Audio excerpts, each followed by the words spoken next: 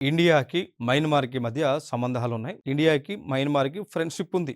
ఆ ఫ్రెండ్‌షిప్‌లో ఒక 3 ప్రాజెక్ట్స్‌ని government of India తీసుకుంది.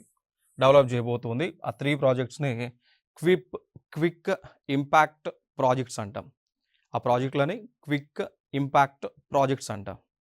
సో, ఈ ప్రాజెక్ట్స్ ఏవైతే ఉన్నాయో, సో, ఆ ప్రాజెక్ట్స్ కింద ఒక 3 రంగాలను తీసుకొని డెవలప్ చేస్తూ ఉన్నారు. ఒకటి vocational education, 2 girls training institutions, 3 clean energy.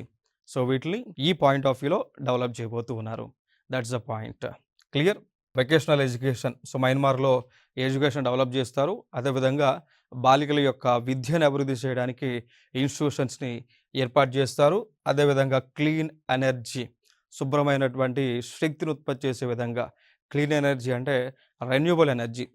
పునరుత్పాదక శక్తి ఉన్నటువంటి ఎనర్జీని ఉత్పత్తి చేసే విధంగా భారతదేశం మయన్మార్ దేశానికి చేయూతనిస్తుంది.